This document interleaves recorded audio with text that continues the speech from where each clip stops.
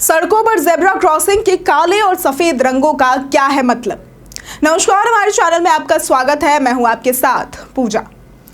क्या आपने कभी ध्यान दिया है जब आप किसी चौराहे, ट्रैफिक सिग्नल या फिर अंडरपास के पास से गुजरते हैं तो सड़क पर काले सफेद रंग की पट्टियां बनी होती हैं। जी हाँ, हम बात कर रहे हैं जेब्रा क्रॉसिंग की। लेकिन क्या आपने कभी ये सोचा है कि इसे जेब्रा क्रॉसिंग क्यों कहा जाता है और इसका रंग हमेशा काला और सफेद ही क्यों होता है।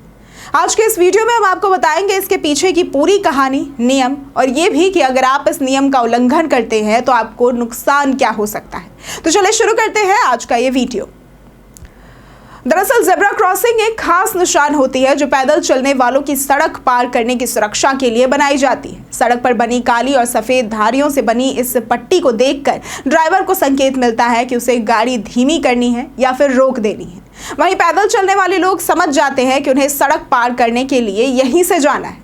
ये एक ट्रैफिक मैनेजमेंट टूल है जो खासतौर पर ट्रैफिक कंट्रोल और पैदल यात्रियों की सुरक्षा के लिए काम आता है। लेकिन अब सवाल ये उठता है कि इसे जेब्रा क्रॉसिंग ही क्यों कहा जाता है। असल में इस क्रॉसिंग का डिजाइन काले और सफेद रंग की पट्टियों में होता है जो कि देखने में बिल्कुल अफ्रीका में पाए जाने वाले जेब्रा नाम के एक जानवर की त्वचा जैसा लगता है। इस वजह से इसका नाम जेब्रा क्रॉसिंग पड़ गया। अब इस टर्म का इस्तेमाल पहली बार 1951 में इंग्लैंड में हुआ था जब सड़क सुरक्षा बढ़ाने के लिए ये पैटर्न अपनाया गया था। अब बात करते हैं कि आखिर ये रंग ही क्यों चुना गया। दरअसल अधिकतर सड़कें डामर से बनी होती है जो कि काले रंग की होती है। ऐसे में उस पर सफेद रंग की पट्टियां काफी ज्यादा कॉन्ट्रास्ट में नजर आती हैं। ये रंग रात में भी चमकते हैं और बारिश हो या फिर कोहरे में भी ये साफ दिखाई देते हैं। पहले और भी कई रंगों की टेस्टिंग की गई थी लेकिन सफेद रंग सबसे ज्यादा विजिबल पाया गया जिसके कारण सफेद को ही चुना गया। अब कुछ देशों ने अपनी जरूरत के हिसाब से इन रंगों और डिजाइनों में बदलाव जरूर किया है लेकिन काले सफेद लाइनें आज भी सबसे ज्यादा उपयोग में लाई जाती है। इन सब के बाद अब जानते हैं कि जेब्रा क्रॉसिंग से जुड़े महत्वपूर्ण ट्रैफिक नियम क्या है। रेड सिग्नल होने पर वाहन चालकों को अपनी गाड़ी पीली पट्टी के पीछे रोक देनी होती है। पीली पट्टी और जेब्रा क्रॉसिंग के बीच का एरिया पैदल यात्रियों के लिए आरक्षित होता है। अगर कोई ड्राइवर इस नियम को तोड़ता है और गाड़ी को जेब्रा क्रॉसिंग पर खड़ा करता है तो उसे भारी जुर्माना देना पड़ सकता है।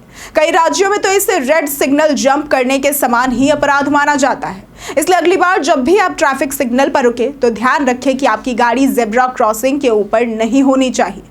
तो दोस्तों, अब आप समझ गए होंगे कि जेब्रा क्रॉसिंग सिर्फ एक डिजाइन नहीं बल्कि हमारी सड़क सुरक्षा का एक अहम हिस्सा है। हम सभी की जिम्मेदारी है कि नियमों का पालन करें और दूसरों को भी इसके प्रति जागरूक करें। अगर आपको आज की वीडियो पसंद आई हो तो इस वीडियो को लाइक करें, शेयर करें और साथ ही हमारे चैनल को सब्सक्राइब करना ना भूलें। आज के लिए सिर्फ इतना ही। वीडियो हमारे साथ बने रहने के लिए धन्यवाद।